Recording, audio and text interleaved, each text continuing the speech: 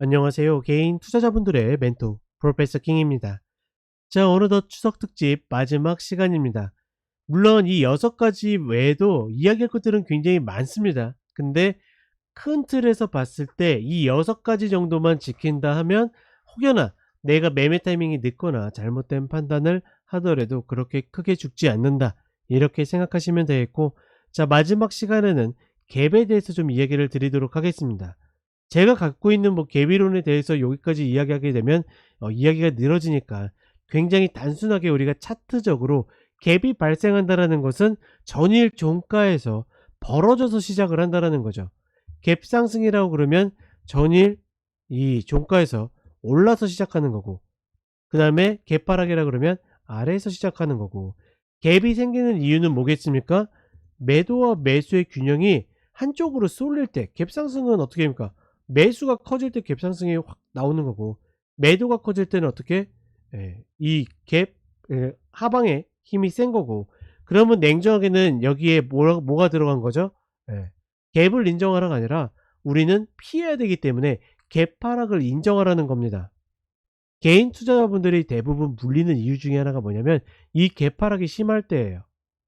왜? 내가 이탈 컷을 걸었는데, 내가 분명히 그어놓은 라인을, 그러니까 10,000원 이탈 컷을 걸었는데 9,200원에서 출발해. 그럼 8%나 더 빠지는 거잖아요. 그럼 그거 인정하고 그냥 나오고 다시 잡아야 되면 그때 들어가면 되는 건데, 대부분이 관망합니다.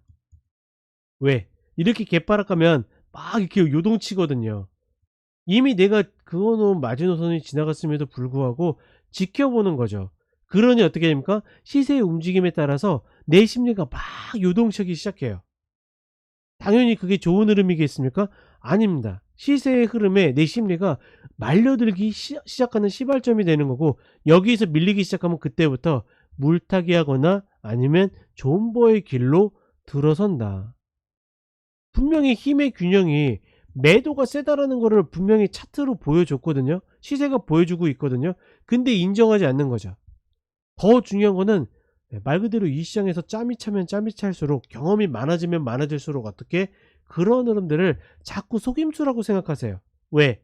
그런 경우들이 개빠르게 가지고 쭉 올라오는 경우들이 있으니까. 근데 그런 시세의 흐름을 자꾸 인정하지 않고 내가 속임수라고 단정짓기 시작하면 내가 잡고 있는 방향의 반대는 대부분 다 속임수로 보이기 시작합니다. 왜? 시세가 정확하게 움직이는 게 아니라 매일같이 흔들리잖아요. 매일같이 기업의 가치가 바뀝니까?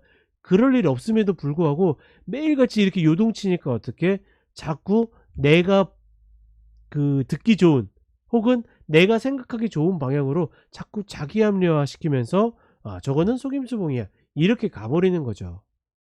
저는 절대로 그런 것들을 하지 않으셨으면 좋겠고, 갭이라는 건 발생했을 때 반드시 인정하라. 내가 전략적으로 아니라고 싶으면 나오는 거고. 특히나 갭하락 장대 음봉을 받아주시는 분들이 있죠. 그분들이 잘못된 매매를 한다라는 게 아니라, 혹은 그분들이 틀렸다라는 게 아니라, 그렇게 들어가시는 분들은 반드시 본인 기술이 있는 거거든요. 근데 그렇지 않은 상태에서 그렇게 했다? 저는 그런 것들을 절대적으로 반대한다, 이렇게 이야기를 드리고 싶습니다. 자, 그럼 종목들로 차트 보면서 이야기를 드리도록 하겠습니다. 자, 첫 번째로는 SM입니다. SM 같은 경우에는 이런 갭 상승을 보였다가 이렇게 갭 하락을 했죠. 그래서 제가 이때 올라올 때 뭐라고 했습니까? 야, 이 흐름이면 이 갭 메우겠는데요. 정확하게 두 틱을 메우고서 그때부터 다시 하락의 길을 걷고 있는 거죠. 저는 그러니까 이런 반등들이 속임수 반등인 겁니다. 이거는 혹시나 나중에 이야기할 기회가 있으면 이야기를 해드리고, 자, 어찌됐거나 이거 인정하지 않으면 어떻게 됩니까? 이거 그대로 맞고 여기까지 맞는 거예요. 결과론적으로 이렇게 다시 올라오긴 했지만, 이건 냉정하게 말하면 이때 이거 디디면서 운이 좋은 케이스입니다. 이때 이거 못 뒤졌으면 그대로 죽는 거였거든요. 근데 딛고 올라오는 바람에 이때도 이야기 드렸던 게 여기가 아닐 텐데, 이 갭을 메울 텐데 라고 했는데 이렇게 올라온 거고, 이 갭하락을 인정하지 않으면 몽땅 얻어 맞는 거죠. 절대적으로 이런 흐름들은 없어야 된다라는 거. GS건설 같은 경우에도 마찬가지입니다.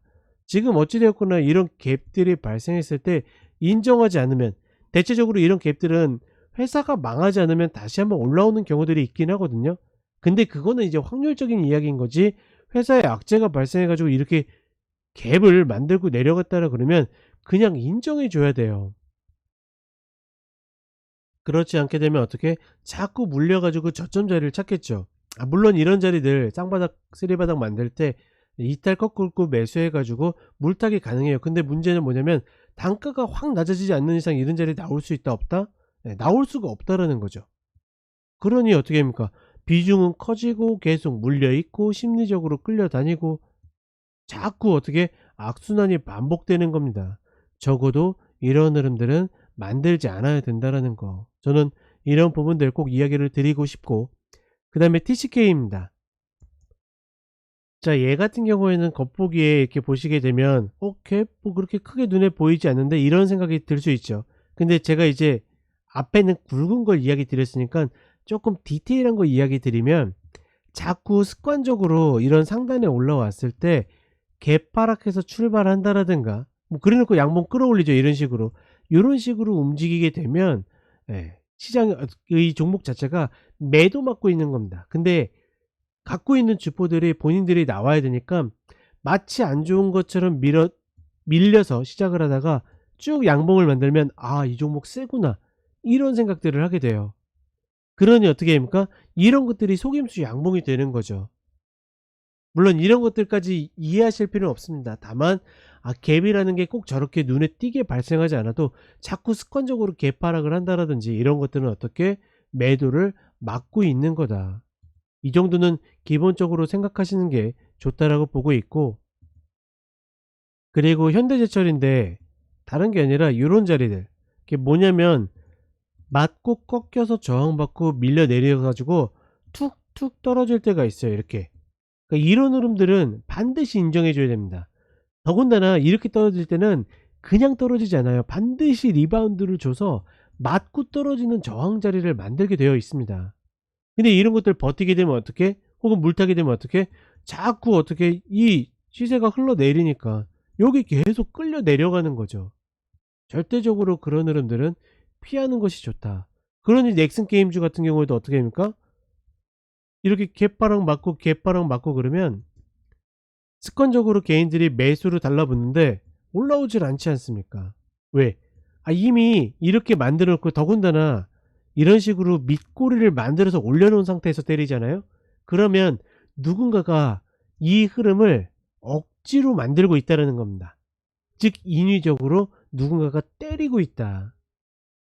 이런 것들을 같이 볼 수 있다라 그러면 적어도 중간에라도 빠져나올 수 있는 거죠. 예를 들어서 이런 자리도 마찬가지예요. 결과론적으로 올라왔지만, 추가적으로 올라왔지만 어떻게 다시 밀려 내리는 거죠.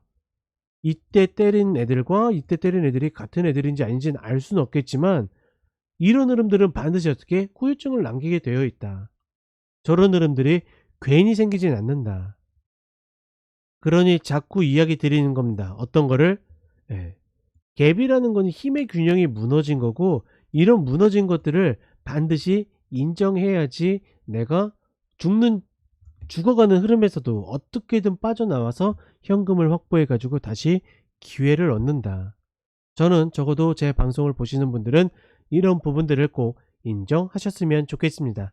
자, 이렇게 해서 추석 특집 6개 마무리를 드렸고, 기관차는 늘 이야기 드리지만 주말 공휴일에는 10시에 올라온다라는 거, 그리고 이때는 좀 이렇게 이야기가 깁니다. 이번 추석 특집 때는 일부러 짧게 했지만 여러 가지 내용들을 풀어 이야기하기 때문에 저랑 같이 하기 부담스러우신 분들, 그러니까 말 그대로 난 단돈 10만 원이라도 너무너무 아깝다, 배우는 것도 아깝다 이러시는 분들은 어쩔 수 없어요. 근데 그렇지 않은 분들은 오시면 되겠고, 그런 분들은 이런 거라도 자꾸 챙겨 보신다라고 그러면 적어도 시장에서 죽지는 않을 것이다, 이렇게 자부하면서 이야기를 드립니다. 또 그렇지 않은 분들은 또 좋아요 같은 거 눌러주시고, 저는 또 다시 좋은 자료로 찾아뵙도록 하겠습니다. 감사합니다.